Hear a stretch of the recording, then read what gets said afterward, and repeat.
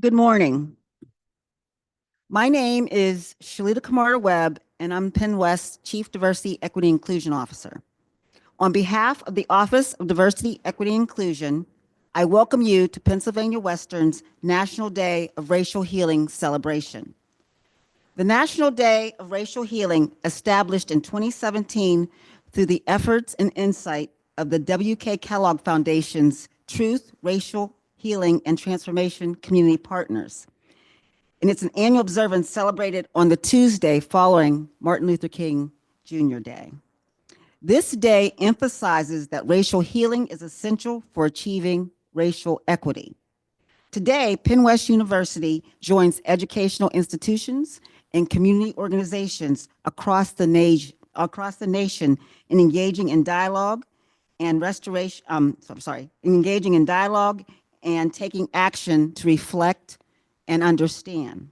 We believe that healing and restoration can only occur when we listen to and acknowledge the harmful effects of racism in all of its forms. By opening our hearts and minds to these truths, we affirm the inherent value of all people and in the work to restore individuals and communities to wholeness. I'd like to welcome Dr. Bob Mahalik, Associate Provost and Graduate Dean, to give the university welcome.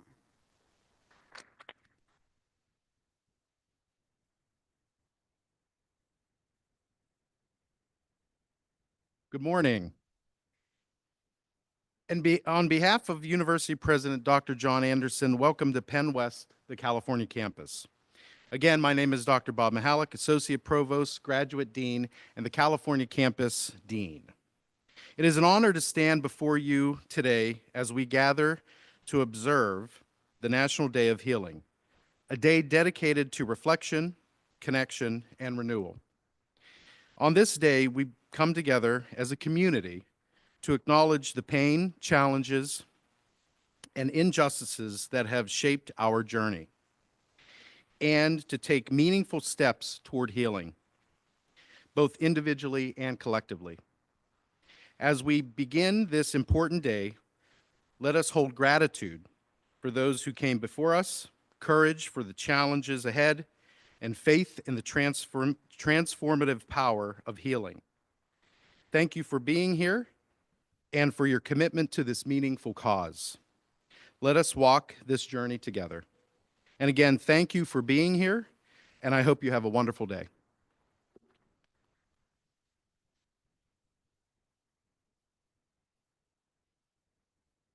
Thank you, Bob. And now I invite Savannah Dorsey, Associate Director for DEI Initiatives, to the podium to welcome our speaker.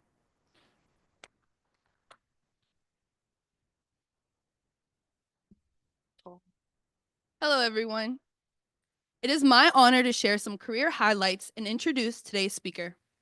As a native of Pittsburgh, Leon Ford is a celebrated author, social entrepreneur, impact investor, international speaker, and change maker, dedicated to driving positive change in his community and beyond. As a respected activist and mental health ambassador, Ford passionately addresses disparities by focusing on holistic wellness. His inspiring approach emphasizes the importance of resilience, transforming personal challenges into purpose, and creating a lasting societal impact.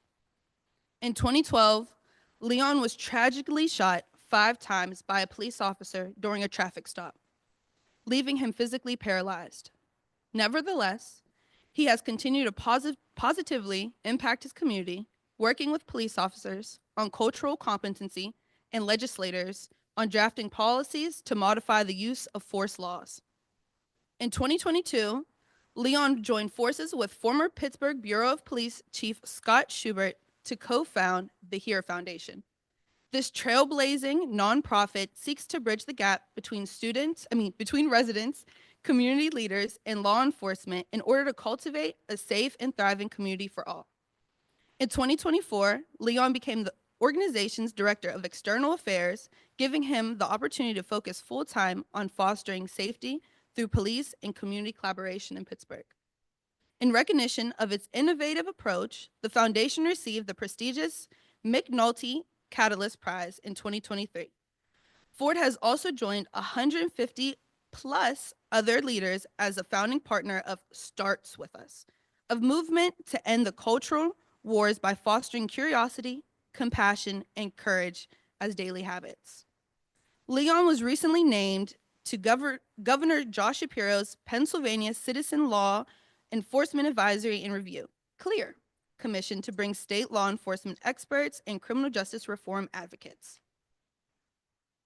together to support public safety and ensure accountability for state law enforcement agencies. In 2023, he completed a year-long national and international book tour to launch An Unspeakable Hope, Brutality, Forgiveness, and Building a Better Future for My Son. And in late 2023, was named recipient of the prestigious Muhammad Ali Humanitarian Award. Ford's accomplishments include executive producing the Cannes Film Festival Award-winning documentary Leon in 2019, and Breaking Bread, A Conversation on Race in America, 2021, which won a Shorty Award, President Obama's Volunteer Award in 2017, the Route 100, 2018, Pittsburgh's 40 Under 40, 2019, Forbes 30 Under 30, 2023, and National Urban League Community Service Award in 2023. As a member of the Aspens Institute inaugural Civil Society Fellowship, Ford is devoted to nurturing the next generation of leaders and activists. He serves as an entrepreneur in residence for Bronze Investments, is co-founder of the Leon Ford Legacy Fund, and holds board positions with multiple organizations.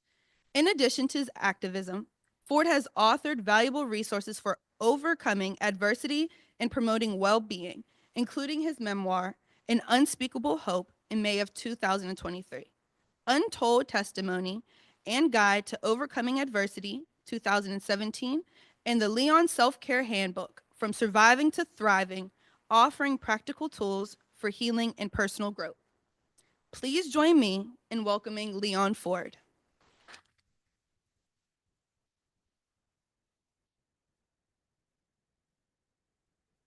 Thank you. No, I appreciate it. Good morning. Thank you all for having me and for coming out during this cold morning. It's like 2 degrees outside. I feel today it's a special day, and when I think about what we experienced yesterday with the inauguration and Dr. King Day, it's fitting when we talk about racial healing and reconciliation. So I scrolled Twitter yesterday. There were like so many people like who I follow who were kind of frustrated that the inauguration was on Martin Luther King Day. And there were some people who were excited, about the inauguration and everything. And so as I was thinking about what I was going to share with you all today, that was heavy on my heart. And so I'll share a little bit about, my story, some of my philosophies, and why I do the work that I do. So on November 11th, 2012, I was 19-year-old, going to my grandmother's house. It's the average 19-year-old. I didn't know, what I really wanted to do with myself. I was boxing. I was going to Allstate to get my CDLs.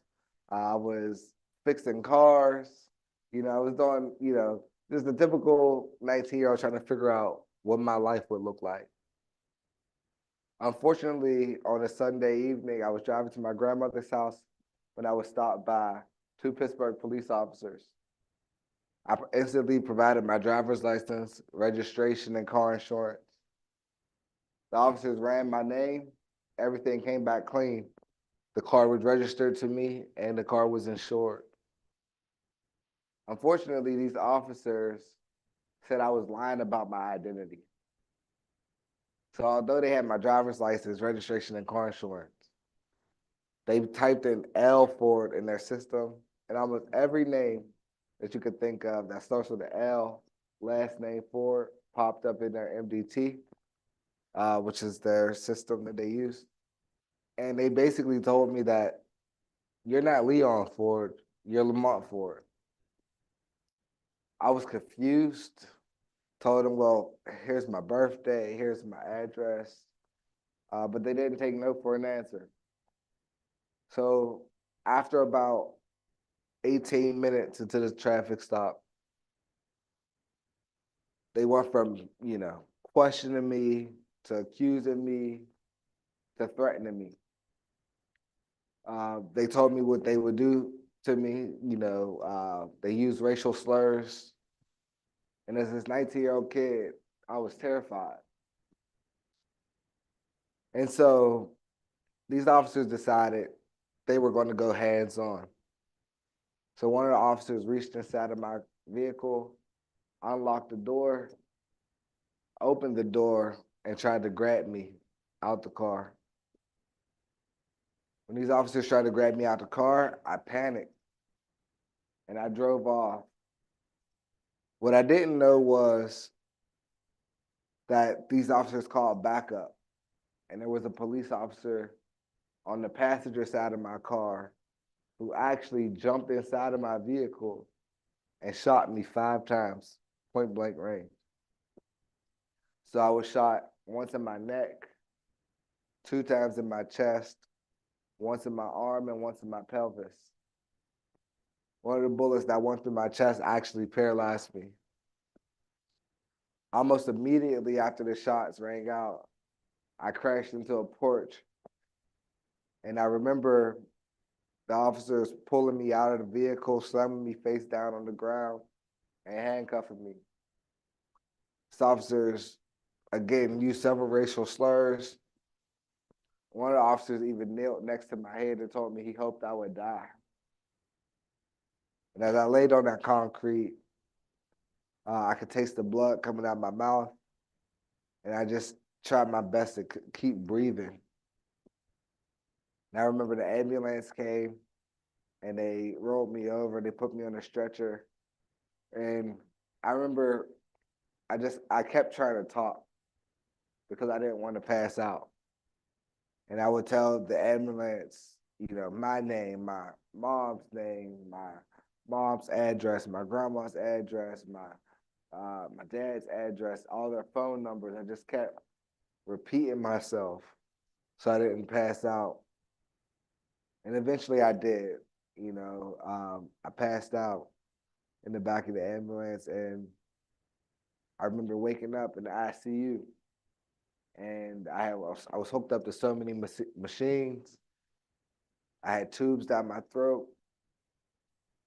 And the scary thing about that experience was when I opened up my eyes, the first thing I saw was a police officer. I didn't see my family. I was wondering where my family was at. It was not until about a week later I found out that I was actually under arrest, and my family wasn't allowed to see me. I was arraigned from my hospital bed in the ICU. Can you imagine that? Excuse me. I remember the doctor coming into my room saying, we have good news and we have bad news. The good news is you're going to survive. The bad news is you'll never walk again. And, in that moment, I didn't fully understand what that meant. So it didn't hit me as hard. But again, I was wondering, where's my family at? So my family actually had to hire an attorney to come visit me. Right? So this is about 2 weeks later after I was shot. And let me tell you, so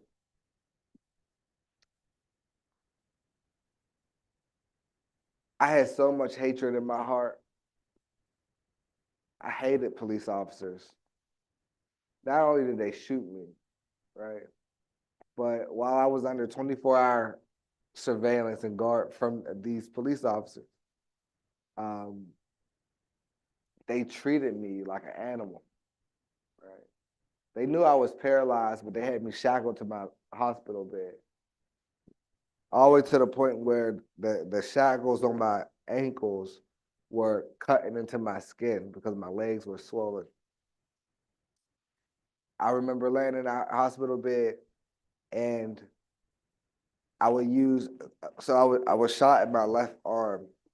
I would use my right arm to, they had the suction that I would use to get the saliva out of my mouth so I wouldn't choke. And one day I had dropped the suction, and I began to choke. I was coughing and I was banging on the bed, and there was a police officer sitting in my room. And instead of calling my nurse or helping me, this police officer turned up the TV. And my heart rate began to increase. And my nurse ran into my room, and she essentially saved my life, right? So not only did they shoot me, I felt like they were trying to kill me in the hospital. This is some of the things that I dealt with. Finally, you know, when my family was able to come visit me, one of the first things that I did was I wanted my cell phone.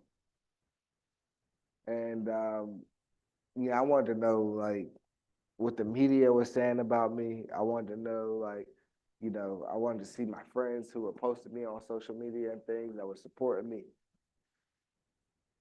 And so one of the first things that I did was I Googled my name. And when I Googled my name, the first article that came up said Black teen shot by white police officer. So up until this point, I had not really made it a racial thing. But then this article gave me some context for what happened. I read this article, and then I proceeded to read the comments. And I don't know if you all have ever read any comments on articles that were remotely, connected to race at all.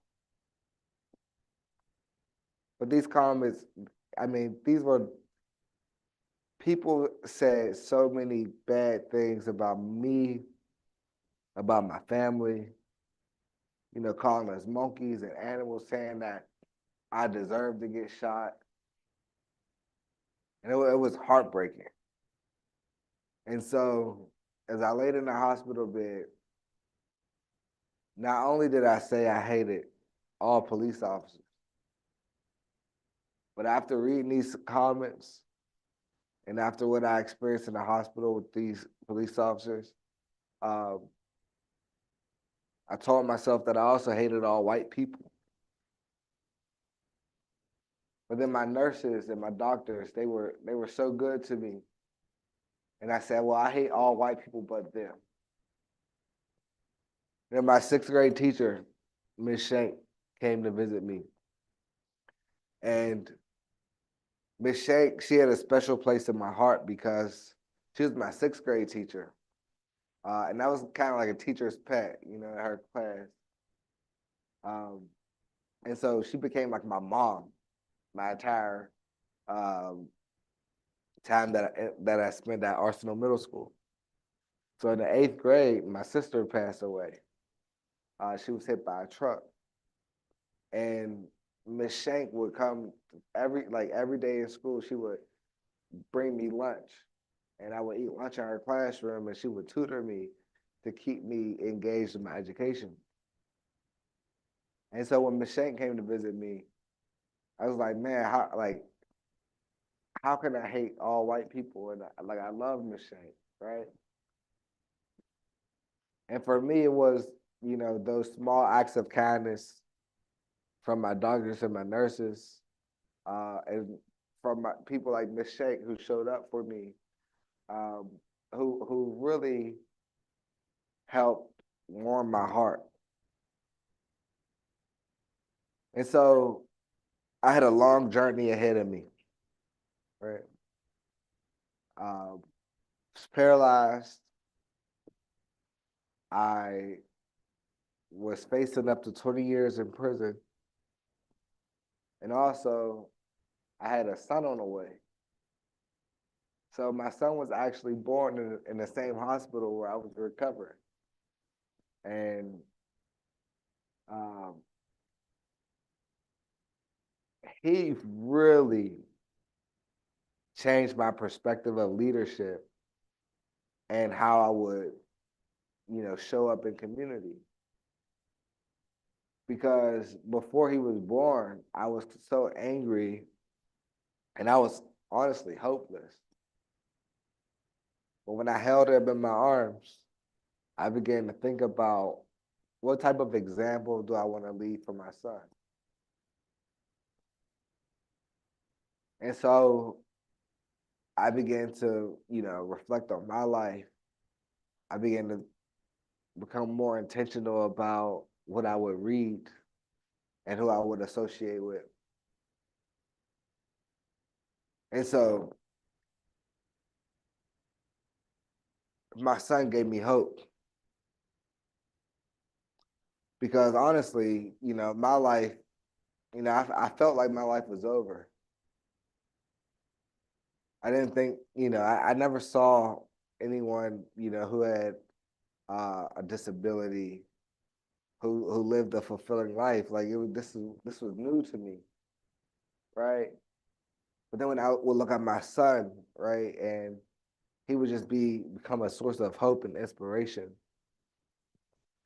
And so I thought, not only like because my mom and my dad, right, they gave me the tools that I needed. They prepared me for the world. And so I thought to myself, I don't just want to prepare my son for the world, I want to prepare the world for my son. And what does that look like, right? For me, it's easy to opt out. It's easy to be so angry and frustrated to the point where you think that the world is just a bad place and, leaders are incompetent and people are racist and you just got to deal with it or not, right? But to prepare my son for the world and to prepare the world for my son, right? I mean, like, I have to not only give my son the tools that he needs to succeed, right? But I'm responsible for the environment that my son's going to grow up in. And so, what does that mean, right? Well,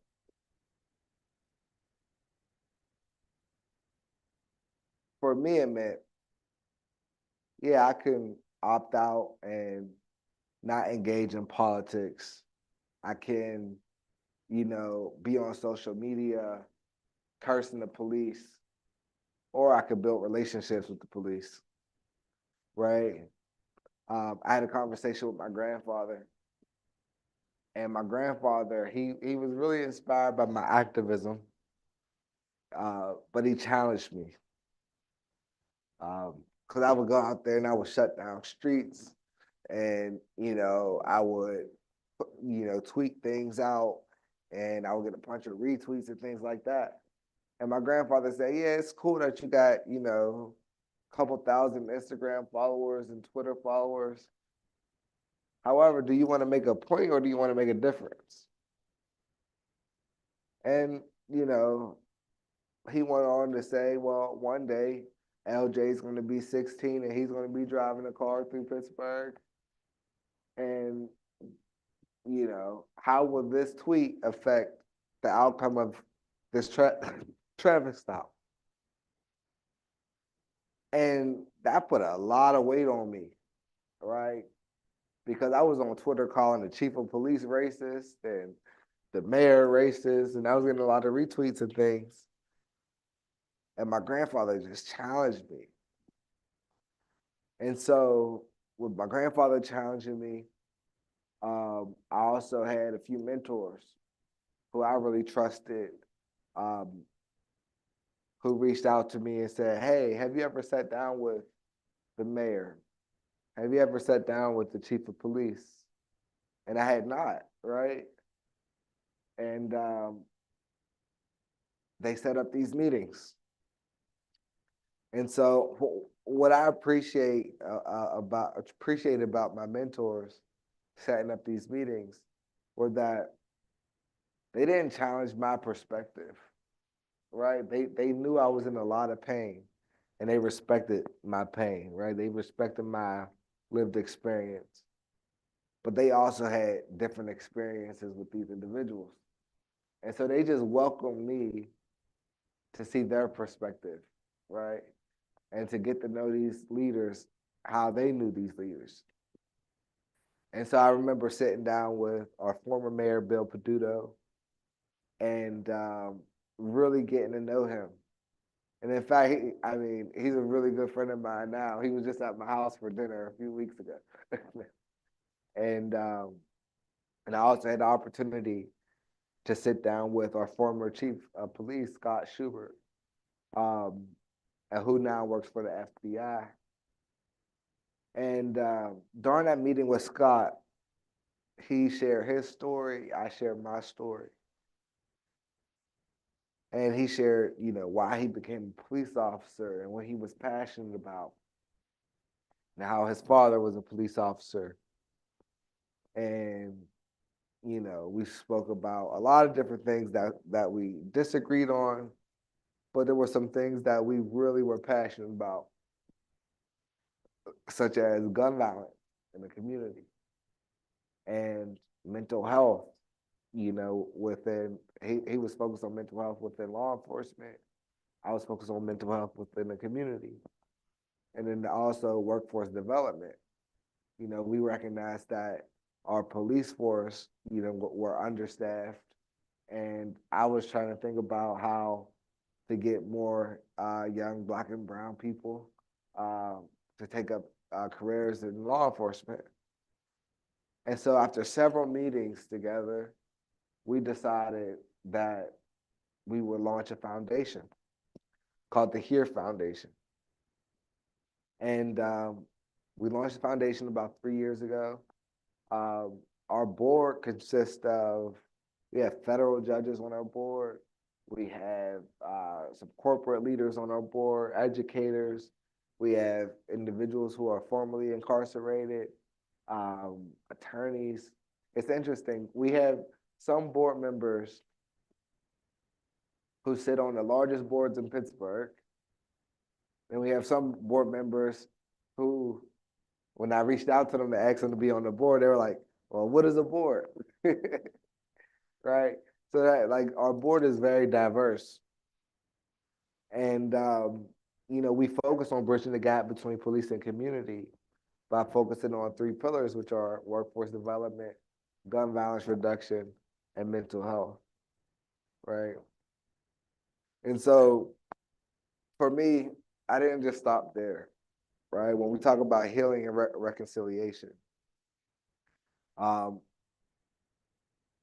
see a lot of opportunity in pain, right? Because where people were wronged, where people have experienced a lot of pain, for me, from my personal experience, I've been able to find purpose. And so I took a course called Police and Society at Duquesne University because I wanted to understand law enforcement. And when I took that course and got to really understand law enforcement, I realized a lot of different things. For one, as a young Black man growing up in the inner city, nobody never taught me how to interact with law enforcement, right? And I see this a lot. I see a lot of young people saying they know their rights, right? But then, I can tell they really don't, right? And so I thought, wow, I want to, teach people their rights. I want to help not only, bridge the gap between police and community, but understand that it's a two-way street, right? So on one end, I'm going into community, right? Teaching people their rights, teaching people how to interact with law enforcement, especially law enforcement that can be overzealous, right? Because you don't want to uh, you know, kind of like I did, like on the side of a road. You don't want to just pull off and end up being shot, right? Um, and so teaching people, you know, how to interact with law enforcement, uh, introducing, you know, police officers that I'm really close with, um, you know, bringing them into space and community. Excuse me. But also taking community into space with law enforcement, you know, really important to me. So I also took a course, you know, a psychology course at Duquesne University. And what I realized was I learned about fear, right? And so when people are afraid, you experience fight, flight, freeze, and fawn. And so I thought about the traffic stop, and I thought about how a lot of young people are afraid of police officers, right? And so that put me in the mindset to say, well, what is the solution to fear? It's safety, right? And so I was once a young man, I was 19 years old, I was afraid of police. Uh, so I understood why I was afraid of police, right? But I didn't understand why police was afraid of me. And so I thought to myself, the best way to understand this is to talk to the officer who actually shot me. And I did just that. And so about 4 years ago, I was able to sit down with the officer who shot me to understand, you know, really why he shot me, to understand why he was afraid of me. And it all went back to how he was trained, right? And so this, again, this is why, you know, I help train police officers, right? And so when you think about healing, you know, and reconciliation, um, it's not easy, right? But it's necessary, right? We all have our personal stories. We all have, you know, people in our lives who may have hurt us. We may have hurt people, right, with our words or with our actions. But when we, you know, can lean into accountability, when we can have really tough conversations, right, we can find a purpose, right, and in that purpose, we can help transform the lives of so many people, right? One of our projects at the Hair Foundation, it's called Bridging the Badge. And it's interesting because, like, you wouldn't think someone like me who was shot by a police officer would start a program called Bridging the Badge, right? It's like my brainchild, right? So I began to think about law enforcement, and I would love for more young Black and brown people to take up careers in law enforcement. And one of the reasons why, you know, it was a funny story. I was doing an interview with WPXI. Now, this was back early on in my activism. And during this interview, I was saying, like, man, I don't like police officers. I hate police officers, you know. And when we wrapped up the interview, it was at a library. You know, I was leaving the library, and the journalist was helping me out the door. And there was a police car that just stopped in front of the library, and this guy jumped out the car, and he came and gave me a big hug. And it was Officer Quick. And the journalist, he was looking at me like, I thought you said you hated police officers. And I was like, yo, this is Officer Quick, you know? But this is someone who was really involved in community, right? And he knew my grandma and my dad, and he knows my whole family, right? And that's the significance of community policing, you know? And so when I realized, you know, Pittsburgh we're understaffed and we're facing a crisis because we don't have enough police officers. I thought, man, we could do a program called Bridging the Badge, and Bridging the Badge we take and we started last year, so we took some Pittsburgh public school students to the National Noble Conference. So Noble is the national organization for Black law enforcement executives, and there's about 2,700 police officers from all over the country. And our youth had the opportunity to see this, right? We had to, we were able to expose them to police officers, and these were police chiefs, these were state troopers, these were people who work for FBI, the ATF, right? Very inspirational, right? And for even for me to lead that charge, right? Those officers, they were so proud, right? And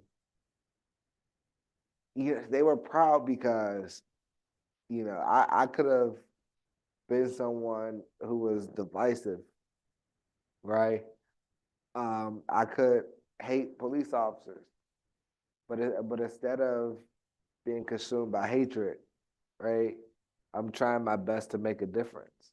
In the same way my grandfather challenged me, and I think that is important, even when I think about current administration, right, and how there's so many people who are feeling hopeless, right? For me, good leadership, it isn't about like always collaborating with people who think like you, right? Who believe in what you believe. Sometimes, it's about the exact opposite, right? How do you fit and bring ideas and a perspective into a room with people who may not understand your lived experience? For me, when I train police officers, it's easy to work with those individuals who believe what you believe. But my favorite part of training police officers is working with those individuals who may not believe in what I believe in, right? They may be against community policing, and then I can help them understand why community policing is so important, using my perspective, using my experience. Because those individuals who already believe in community policing, they're out there, they're doing the work, right? And so, I'm not the guy who wants to just keep talking to them because it's like, it's preaching to the choir, But to speak to those individuals who may be a little bit more conservative or, I've worked with some police officers. Some of these folks that I have worked with, I was, let me think. In the beginning, I thought they were racist, but I would say they were just misinformed, and then I've had my own biases that I had to check, right? I'll give you an example. I remember, so Pittsburgh police officers don't have to live in the city, right? And, I remember when I learned that, and I'm like, man, they don't want to live in the city. If you live in the city, you have built relationships and things. Like, these officers got to be racist, right? But as I began building relationships with some of these police officers and, just questioning, like, why don't y'all want to live in the city? One of the number one reasons was education for their children, right? And so like they would say like Pittsburgh public schools are, they don't want to send their kids to the public schools, and they can't really afford private schools, and they'll live outside of the county, and they have access to better schools, and their taxes are cheaper, right? So as a father, I began to say, oh wow, that does make a lot of sense, right? Um, but until I began having conversations with them about it, right, I didn't understand, right? The same way, they didn't understand why young kids, in the neighborhood will just see a police cruiser and run. And we grew up, that's how we grew up. Like we didn't trust police officers, you know. And so I was able to help them understand why we didn't trust police officers, you know, having experiences like, when we were like 13, we were having a water fight, and we got one of the neighbors' cars wet, and the neighbor called the police on us. And when the police came, they detained us. We were like 12 and 13, you know? And so having experiences like that made us not like police officers, right? But regardless of like those different experiences, dialogue is so important. Excuse me. And from my personal experience, being shot by a police officer, to now training police officers, and having a foundation that bridges the gap between police and community, I understand the significance of dialogue.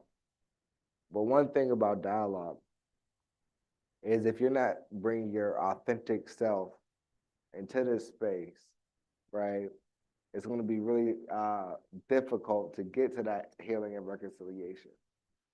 And so what I want to leave you with in regards to that is, one, you have to be willing to hear some things that you don't want to hear, right?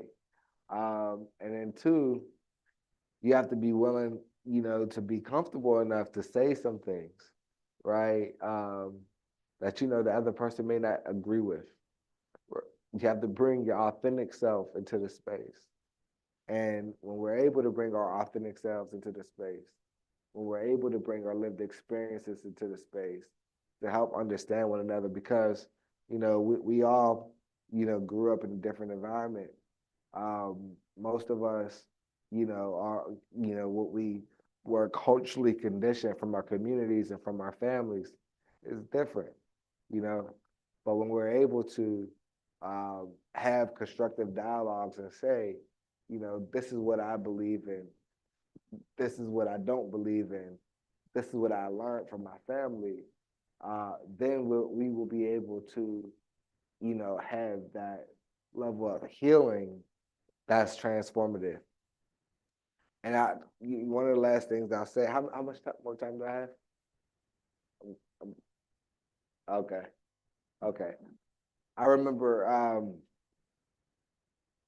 I have a friend, right?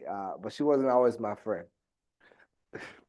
I actually couldn't stand her, right, in class. So she was, a white girl. And in this police and society class, she would always like push back on like the Black experience with law enforcement.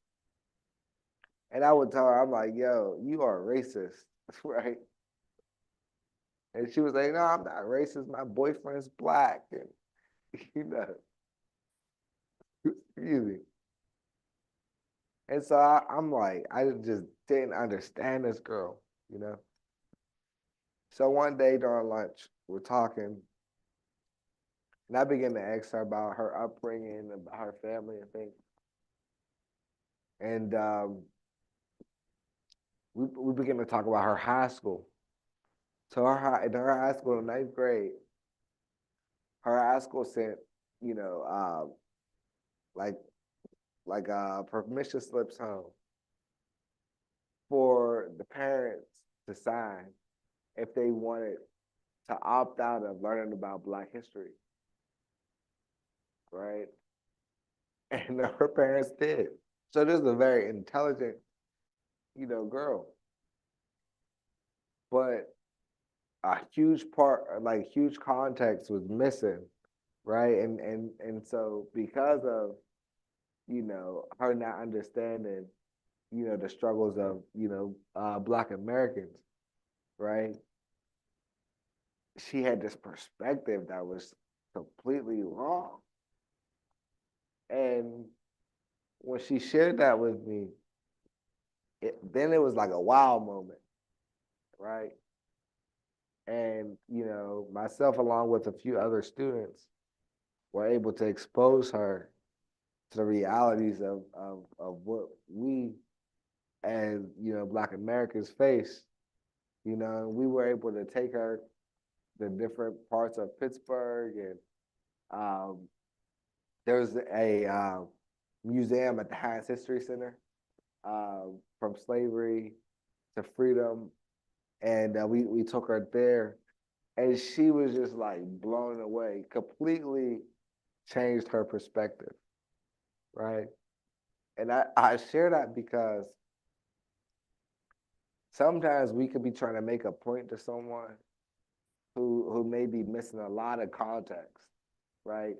And we could make an assumption that they know better, right? And I think it's really easy for us to make that assumption.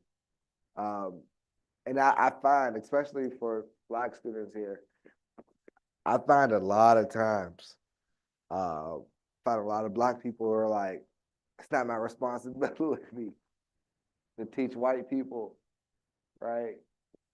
And I get that perspective. I understand it 100%. However, right, if we're not sharing our lived experiences, right, if we're not educating them about how we live, right, and what we've been through, who will, right? I'll give you another example. The fellowship that I was a part of at the Aspen Institute. So there's a bunch of different leaders from many different sectors, right? So there are very conservative politicians. There are, there's a Palestinian leader. There's a Jewish leader. There's transgender, right? There's a Black Republican. I mean, it's very diverse. One of my friends is a huge activist, and she's just all for the smoke, right? So, in in the fellowship, one of our friends, is a wealthy white man, and she was just going on him, like going in on him, about him and white friends at the country club, and and so she just basically, I mean, she just kept going in on him, and I didn't agree with it, right? Because, and I said this to her, I said, well, if everything you said about him is true, and he has this privilege, he has this money, he's a part of, these country clubs, what is the incentive for him to be here? Right? Because if he could just go to his country club and talk to his friends and they agree, they're on the same page, right?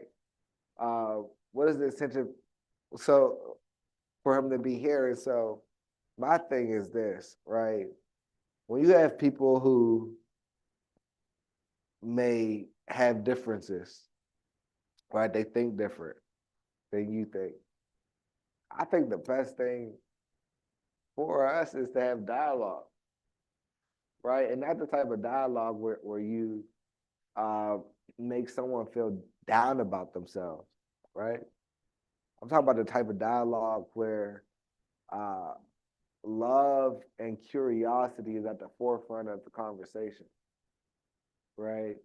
I think a lot of times people credit my courage for, the way I lead when, I think is more than courage, is my curiosity. I'm genuinely curious to understand what people think and why they think what they think, right? And with that curiosity, it opens up uh, for a lot of meaningful dialogue. I have a good friend named Albie Shell, and he's from the UK. His mom always says, uh, "Everyone in the world wants to be interesting. I want you to be interested," right? And so, me being interested in saying, man, I wonder how these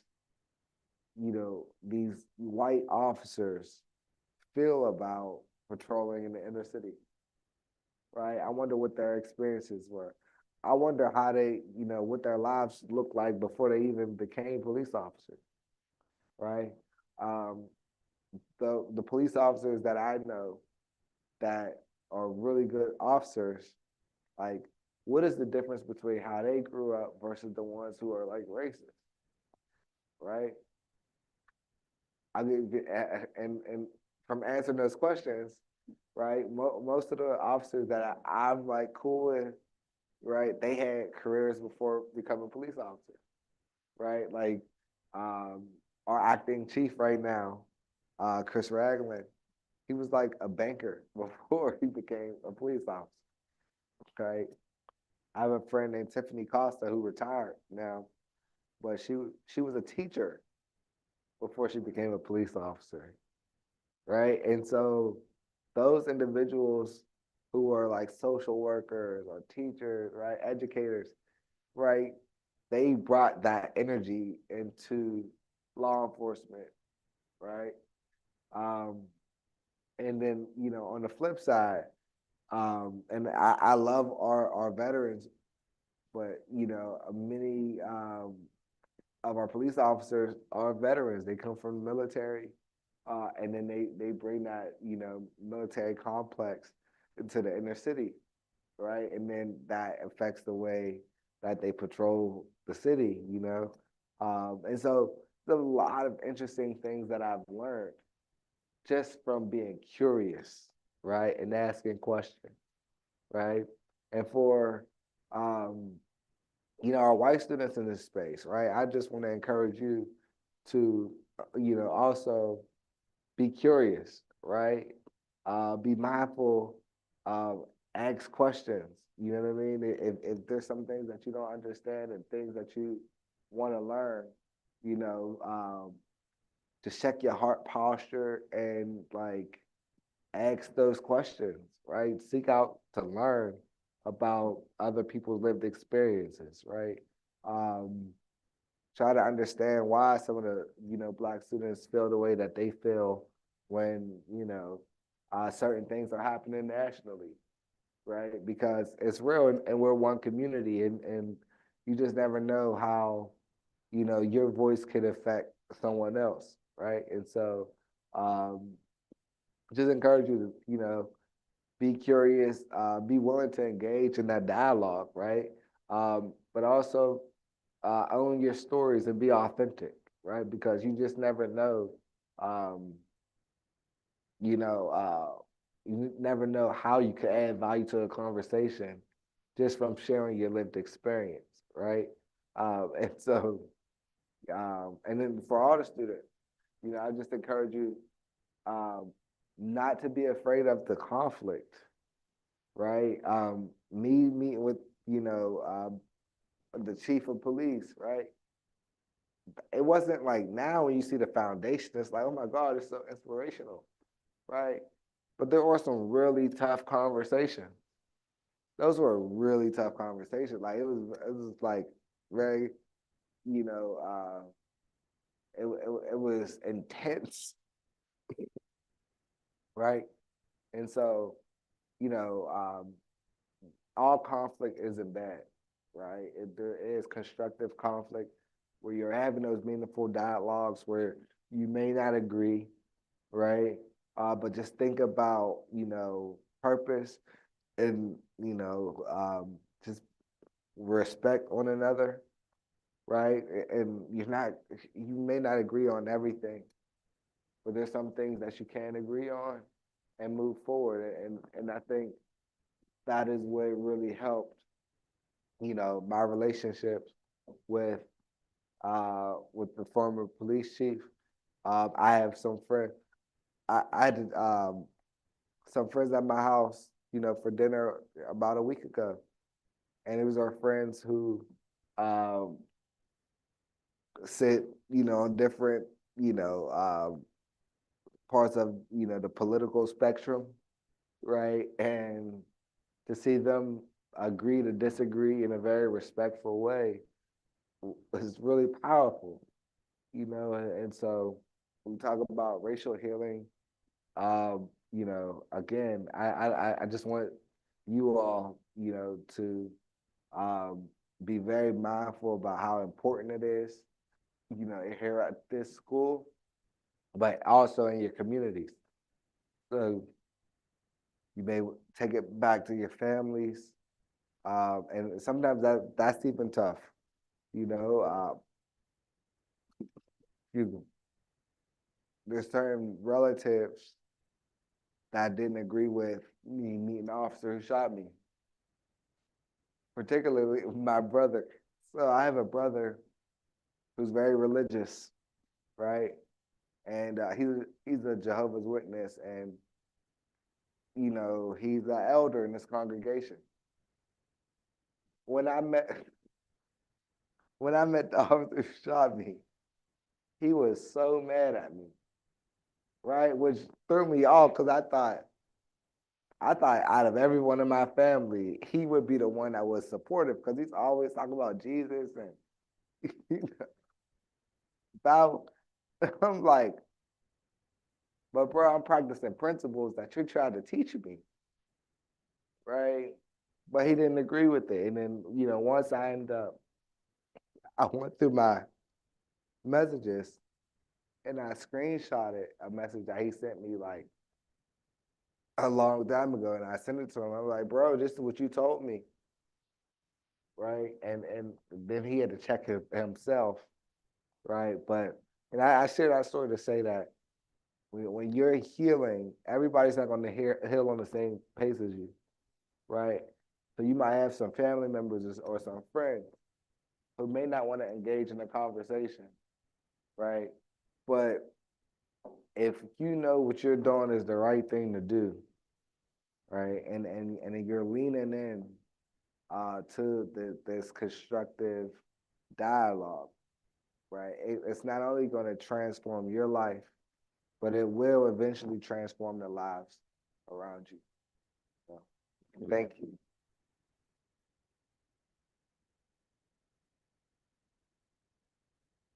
Thank you. Appreciate it. Thank you. Oh yeah, yeah, yeah. Once again, everybody give Leon a round of applause. Thank you for being here. Thank you.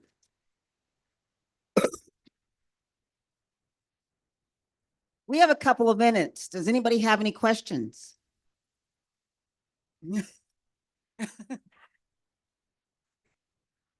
Yeah, yeah. So I was shot in 2011. I had my criminal trial was in 2015, where I was acquitted. And then I sued the city, and my civil trial was in 2018. It was a hung jury, and then we ended up settling out of court in 2019.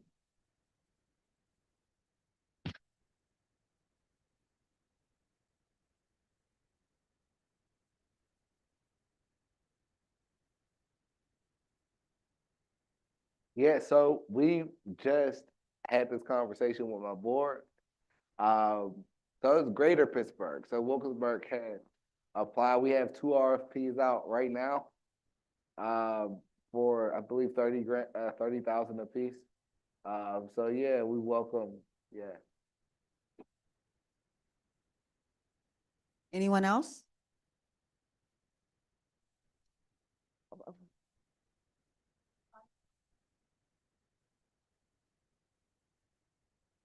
Oh yeah. So my son is 12 now. He just turned 12. His birthday January 1st, and I remember when he was about 3 years old, and I was thinking about, how do I tell my son my story, you know? And I reached out to one of my mentors, who's a really prolific writer. His name is John Ecker Whiteman. He's from Homewood, and I reached out to John and asked him, John, how did I tell my son? How did I tell LJ my story? And he's just author and internationally known. And I thought he was gonna, I don't know what I expected, but he just said, tell him the truth. That was it, and I did. And my son could come up here and tell my story. He's very aware. I mean, even in the beginning, he was at every protest. He would be sitting on my lap, while I was speaking and things like that. So yeah, he's very aware. I remember, what was that? Last year, I was on a podcast interview and it was virtual. Um, and they asked me about LJ and how he feels about police. And I was like, let me ask him. And he's running around behind me. And I'm like, yeah, how do you feel about police? He was like, I don't like them. I was like, oh, that's his answer. And so I try to expose him to my work. He comes like when I train officers and things like that. But I respect his feelings and his perspective. I don't try to like force him to see things the way I see things. So, yeah.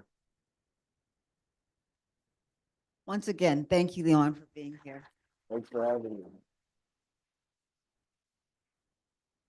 Thank you all for coming to today's event. As this day obviously is, as we say, only one day, I hope that you take Leon's story and his message and see how that works in your lives, right? And share your lives and your story and your perspectives with those of your friends, your family, and throughout your community. Thank you all and have a great day.